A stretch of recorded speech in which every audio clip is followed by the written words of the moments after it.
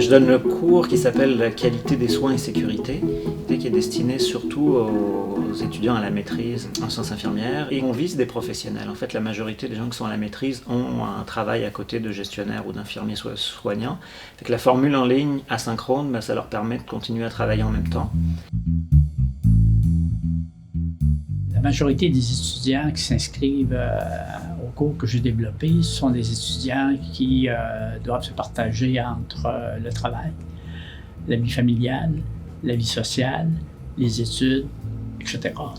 Donc, le fait que ça puisse être flexible, qu'ils puissent avoir accès aux cours via Studium à n'importe quel moment du jour ou de la nuit, il y avait une valeur ajoutée là, à y aller avec un cours à distance.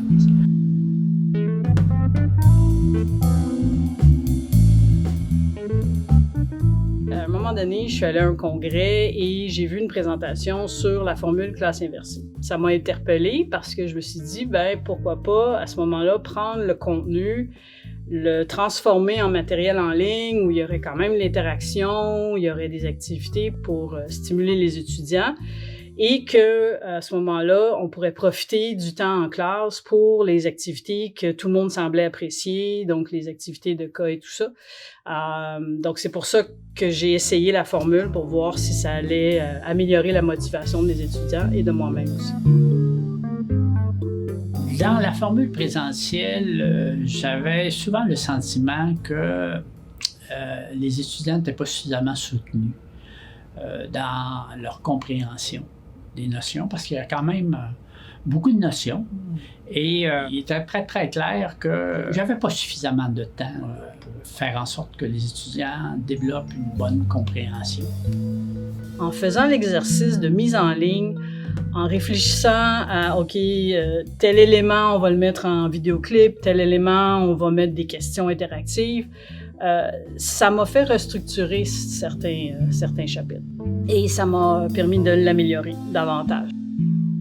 Ça l'a obligé à préciser l'alignement pédagogique, de préciser les différentes activités, les différentes séances, de faire en sorte de déterminer qu'est-ce qui devait être fait en ligne comme apprentissage et qu'est-ce qu'on réservait pour les rencontres présentielles. L'enseignement à distance par rapport à des cours à contenu relationnel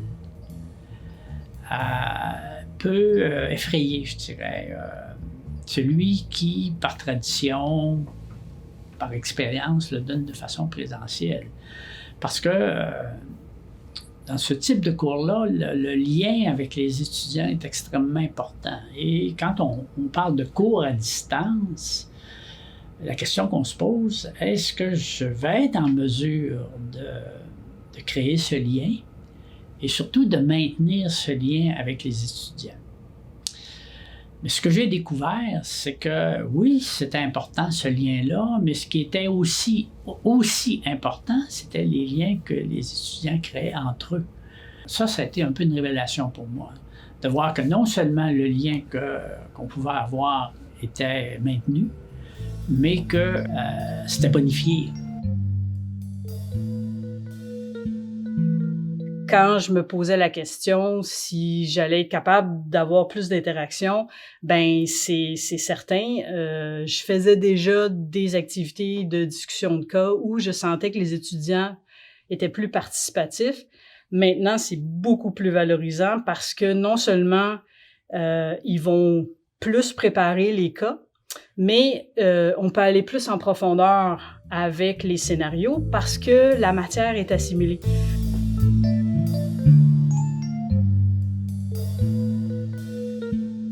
Cette matière-là où il y avait des explications avec des animations, puis que je savais que souvent on me demandait de les répéter, je les ai transformés en vidéoclips. Comme ça, ils peuvent le réécouter, ils peuvent aussi...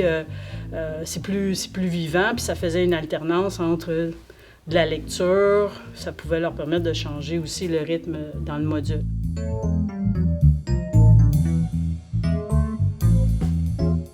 Moi, ce que je remarque de plus en plus, c'est qu'un cours en magistral, c'est décourageant pour un professeur. on parle de plus en plus à des écrans.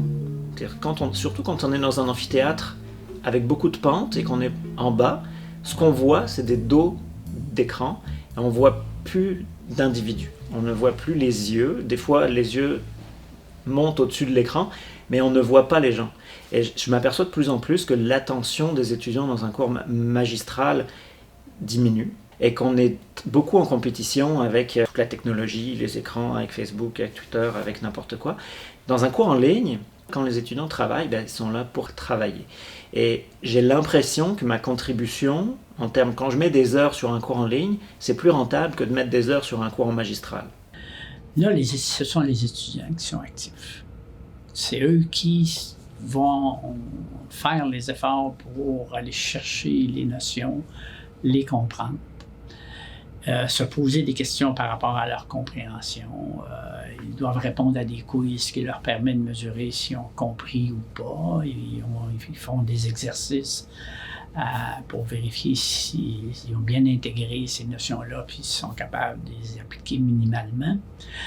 Donc ça, je dirais, c'est le changement majeur. L'autre changement, ils n'ont pas accès uniquement à mon expertise, mais ils ont accès à diverses expertises parce qu'à ce moment-là, moi, j'ai mis toutes sortes de liens là, avec différentes sources d'informations qui leur permettent de compléter les notions et de développer aussi un point de vue critique par rapport aux notions qui sont présentées.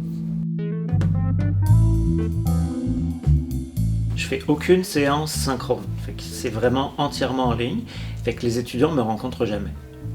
En fait, ce que je m'aperçois, c'est que les étudiants, il suffit juste parfois d'un message au forum pour dire « je lis vos messages, ils sont intéressants », pour que là, ils sentent la présence. Et souvent, effectivement, nous, c'est un fonctionnement par forum, donc les étudiants se répondent entre eux avec des activités structurées. Et au début, ils sont inquiets parce qu'ils ne savent pas est-ce que leurs interactions sont correctes, est-ce que ça répond à ce qui est attendu dans le cours. Et juste des fois un message de ma part à tous ou personnel pour leur dire « vos travaux correspondent à ce qu'il faut, je les lis, tout va bien ». Ça les rassure et ils sentent la présence en arrière. C'est sûr que ce n'est pas le même genre de présence que dans un cours magistral, mais je n'ai jamais de plainte comme quoi le professeur est absent, puis pourtant, je ne les vois jamais. On ne discute pas autrement que par échange électronique. Évidemment, l'étudiant, au fur et à mesure qu'il fait le module, mais il peut avoir des questions. Alors moi, je leur offre différentes façons de poser des questions. J'utilise les forums. Il y a un forum par module. Et ça, c'est pour poser des questions spontanément, s'ils en ont, pour faire bénéficier à la classe aussi des réponses que je pourrais leur donner pendant qu'ils font le module. Puis les étudiants, quand ils sont en ligne, j'ai l'impression aussi, ils sont là, ils travaillent. Tu ne vas pas en ligne en même temps que tu es sur Facebook. Tu vas sur ton cours en ligne parce que c'est le moment que tu as choisi de travailler. Et je leur demande aussi de compléter un sondage suite au module dans lequel je leur demande quels sont les concepts que vous voulez revoir ou quelles sont vos questions maintenant que vous avez vu le module pour que je puisse en tenir compte. Quand il y a beaucoup de gens qui posent la même question ou qui posent des questions similaires, je vais le revoir en classe. Par contre, quand c'est une ou deux questions, bien, ce que je vais faire, c'est que je vais les intégrer dans le forum. Donc, je vais répondre dans le forum à plusieurs questions sur le contenu comme tel. Donc, à la fois, ça répond à leurs questions, mais ça m'aide aussi à m'orienter pour la session en classe.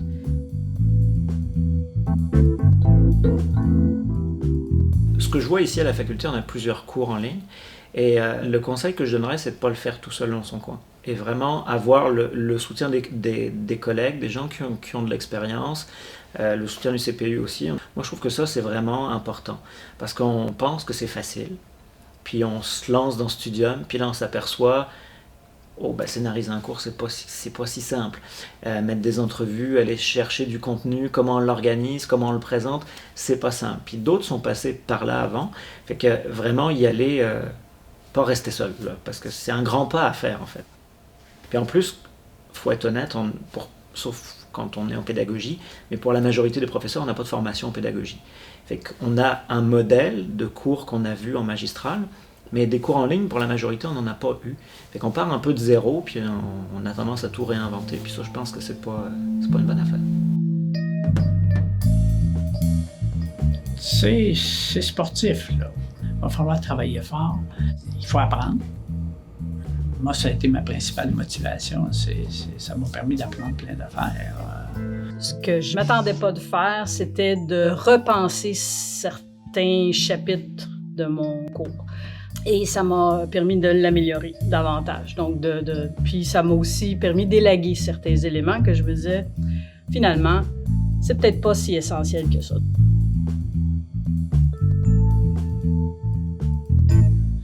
J'avais une occasion unique de me mettre à jour, de questionner mon contenu, de me mettre en lien avec des nouvelles approches pédagogiques, d'innover.